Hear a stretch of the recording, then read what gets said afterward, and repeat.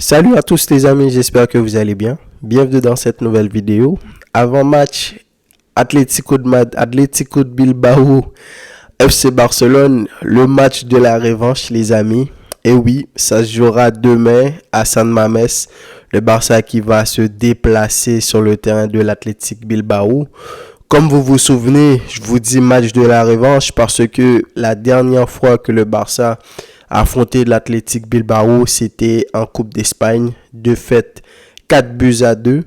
Barça qui avait encore une fois encaissé un but dans les premières minutes de jeu. Première minute tout court de jeu, Barça avait encaissé. Ensuite, Barça est revenu au score. Barça a mis un deuxième but sur une excellente performance de Lamine Yamal. Ensuite, encore une fois, en deuxième mi-temps, Barça a encaissé un but dans les 4 premières minutes de jeu. Ensuite, le match est allé en prolongation. Donc, vous vous souvenez des ratés de Lamine Yamal en fin de match qui aurait pu envoyer le Barça en semi-finale, mais ça n'a pas été le cas et dans les prolongations, le Barça a coulé. Donc, j'avais fait une vidéo sur ce match-là. Je vous ai expliqué que selon moi, c'était pas une si mauvaise performance que ça. Parce que ça reste quand même l'Athletic Bilbao. C'est une équipe qui est en grande forme en ce moment. Et surtout, c'est pas n'importe qui peut aller à San Mamés et battre l'Athletic Bilbao. D'ailleurs, la preuve, la seule équipe qui l'a fait, c'était le premier match de la Liga. C'était bien évidemment le Real Madrid. Real Madrid qui avait gagné 2-0 dans le premier match de la Liga. Je me souviens que Bellingham avait marqué un but. Je me rappelle pas si c'était Rodrigo qui avait marqué le premier, mais je me souviens Real avait mené 2-0 dès la première mi-temps et ensuite Bilbao a pas pu égaliser. Bilbao qui vient d'éliminer Atlético de Madrid dans une double confrontation où ils ont vraiment corrigé cette équipe-là. Match aller, ils ont gagné 1-0 chez l'Atlético et match retour. Ils ont gagné 3-0, surtout le premier but. Je sais pas si vous avez vu ce but-là, le petit frère qui déborde sur le côté, qui fait un centre. Et le grand frère qui découpe le ballon sur une reprise de volée. Donc voilà, ils ont quand on sait que cette équipe à l'Atlético, c'est une des équipes les plus en forme en ce moment aussi. Certes, l'Atlético paye ce qu'on appelle l'accumulation de matchs parce que l'Atlético, c'est l'une des rares équipes, en tout cas, à avoir été sur les 3 tableaux. Puis en Espagne, il y a la Real Sociedad qui aussi s'est fait éliminer cette semaine. Donc, ils étaient à eux deux, non seulement en coupe, en championnat et en Ligue des Champions. Donc, l'Atlético aussi qui avait perdu Griezmann. Donc, voilà. Donc, c'était quand même une équipe de l'Atlético qui avait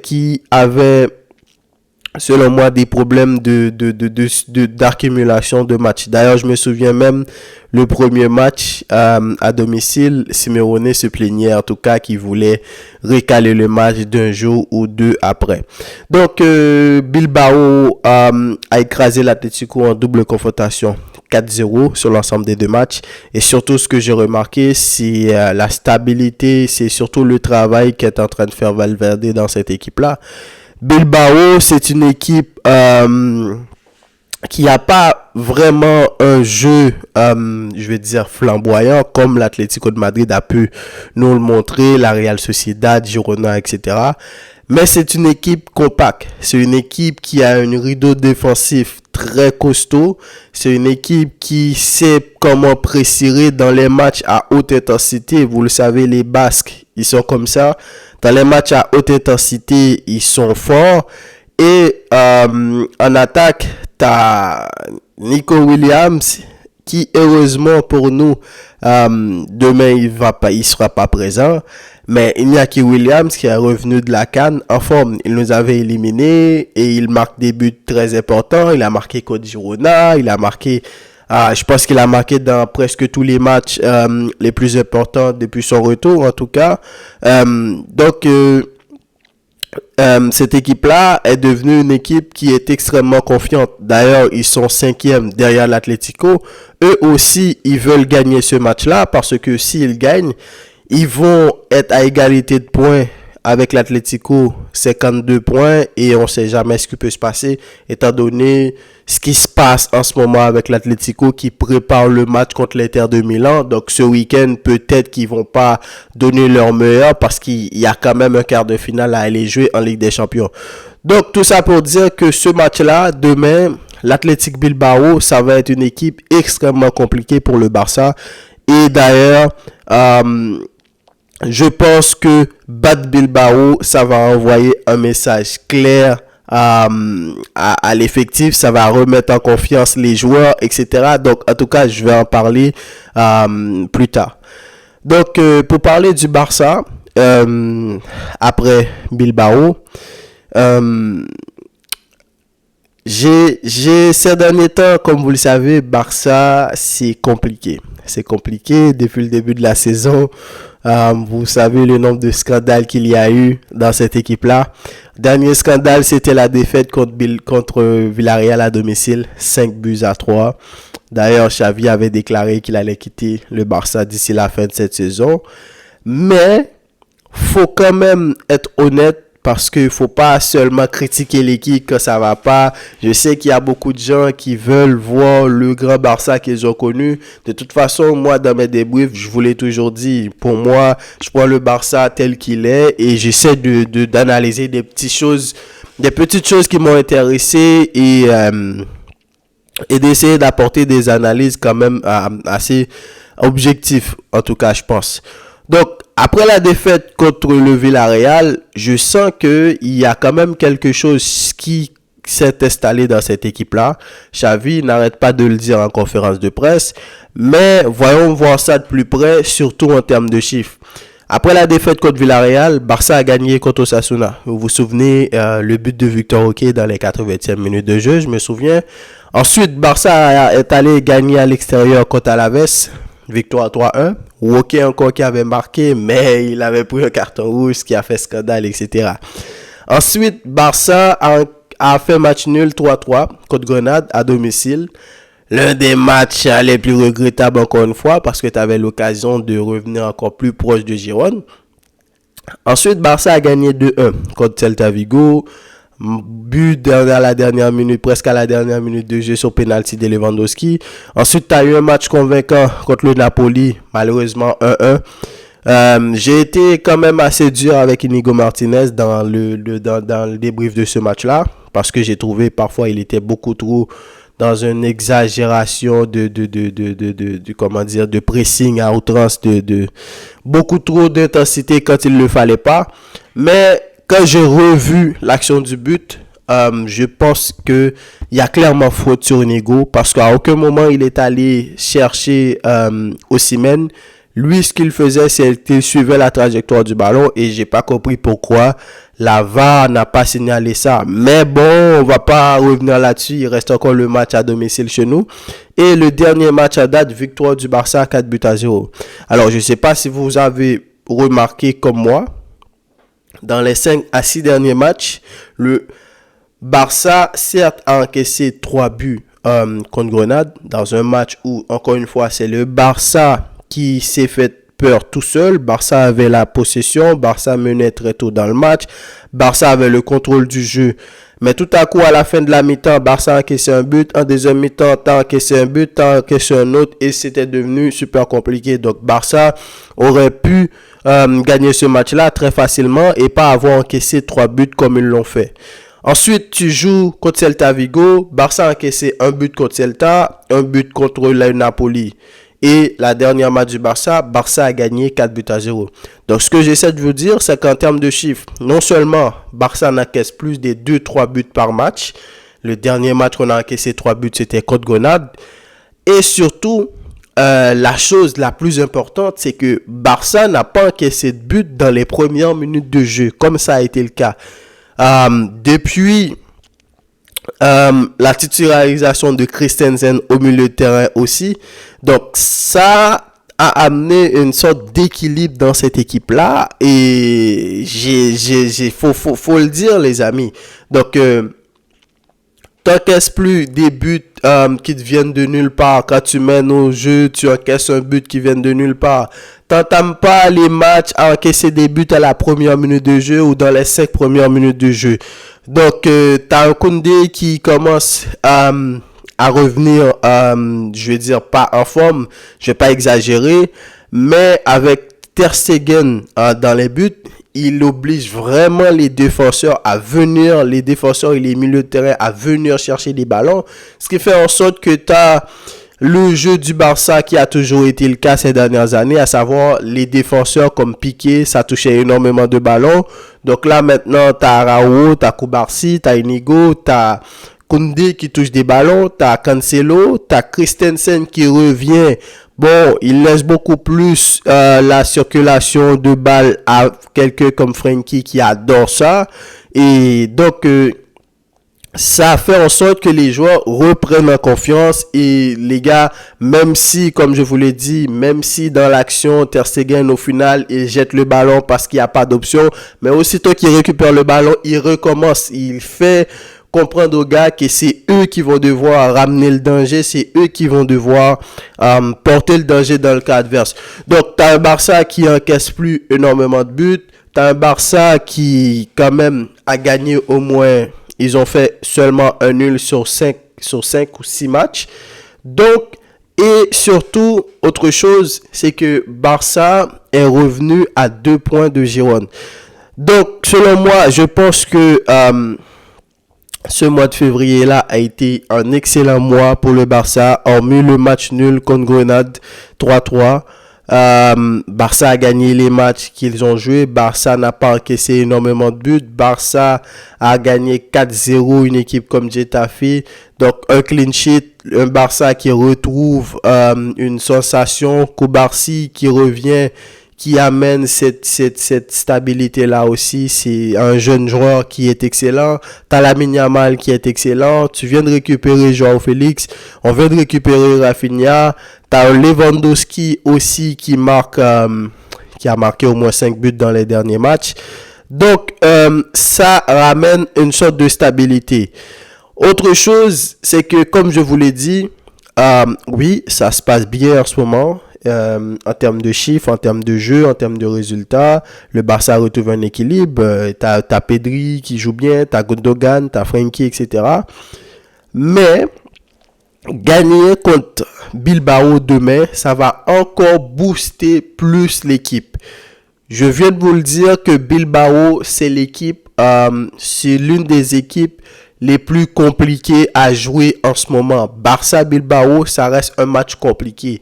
Mais aller jouer contre Bilbao à l'extérieur, une équipe qui a pas perdu, ils ont perdu un seul match à l'extérieur.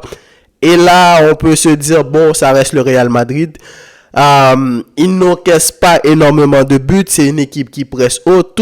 Presque tout ce que le Barça déteste, le genre d'équipe qui est capable de jouer un jeu hybride, une équipe qui est capable de défendre en bloc, qui est capable d'attaquer en bloc, une équipe qui est capable aussi, à un moment donné, d'avoir la circulation, une équipe qui est capable d'aller en transition. Oui, ils n'auront pas Nico Williams pour passer vite sur les deux côtés avec l'autre frère Inaki Williams. Mais il y a ça reste une équipe super compliquée à jouer.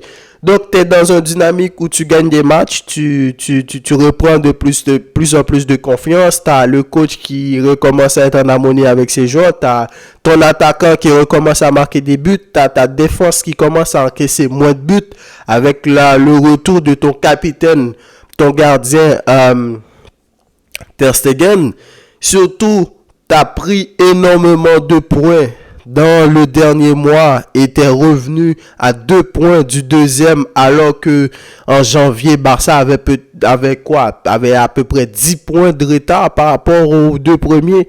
Donc, je pense que si le Barça arrive à gagner ce match, déjà, ça va amener énormément de confiance pour la suite. On ne sait pas ce qui peut se passer. Un Barça en confiance, parce que dès le début de saison, je vous l'ai dit, cette équipe-là, c'est une équipe qui a du potentiel. C'est pas une équipe qui peut être comme City, etc.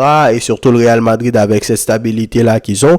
Mais c'est une équipe, quand tu prends Cancelo, tu prends Joao Félix, tu prends Rafinha, tu prends Lamine Yamal, Lewandowski, t'as Gundogan au milieu de terrain, t'as Pedri, t'as Christensen, t'as Araujo, t'as Koubarsi et Koundé, t'as tous ces joueurs-là. C'est une équipe qui est calibrée pour aller gagner des matchs.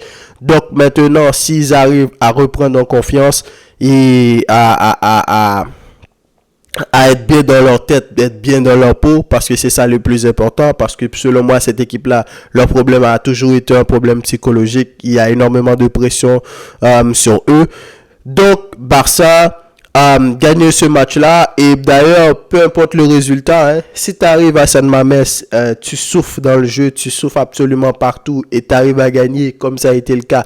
Bon, peut-être pas comme ça a été le cas contre la Real Sociedad, parce que là, on n'était pas bon du tout.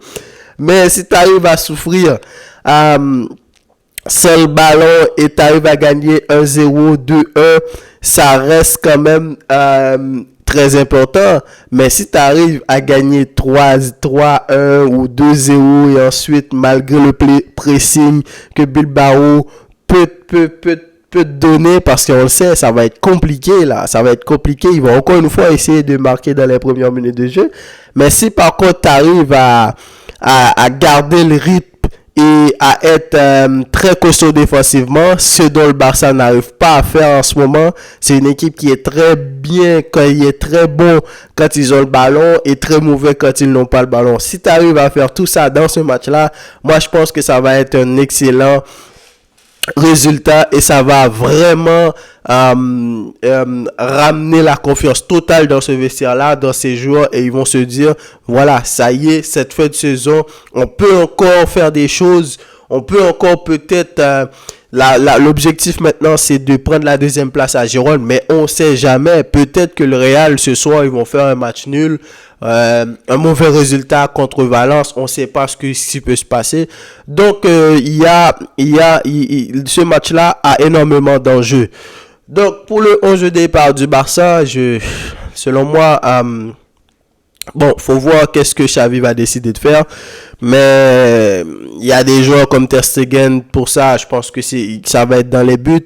En défense, je sais pas. Est-ce que Xavi va prioriser Inigo Martinez parce que c'est quand même un match à haute intensité, même si le petit Koubarsi n'a pas l'air d'avoir peur de quoi que ce soit, parce que l'agressivité technique, etc., il a tout ça. Mais étant donné qu'Inigo, c'est un ancien de la maison, peut-être que Xavi va le titulariser. Donc, je pense à une titularisation Araujo, Inigo. Cancelo, encore une fois, à gauche. Koundé va être à droite. Je pense que Christensen au milieu. Frenkie aussi, avec Gundogan. Donc, faut voir, est-ce que il va prioriser Pedri à gauche et Lamine Yamal et Lewandowski, ou il va peut-être mettre Joao Félix ou Rafinha. Donc Xavi a le choix, mais je pense que pour ce qui est de la défense et le milieu, ça va être ça. Gundogan, il doit jouer, Christensen doit jouer pour casser les lignes au milieu de terrain, Frenkie, tout ça, indéboulonnable. Donc sur la pointe de l'attaque, je sais que Lewandowski va être titulaire, mais est-ce que Xavi va faire reposer quelqu'un comme Pedri? Je pense que peut-être pas.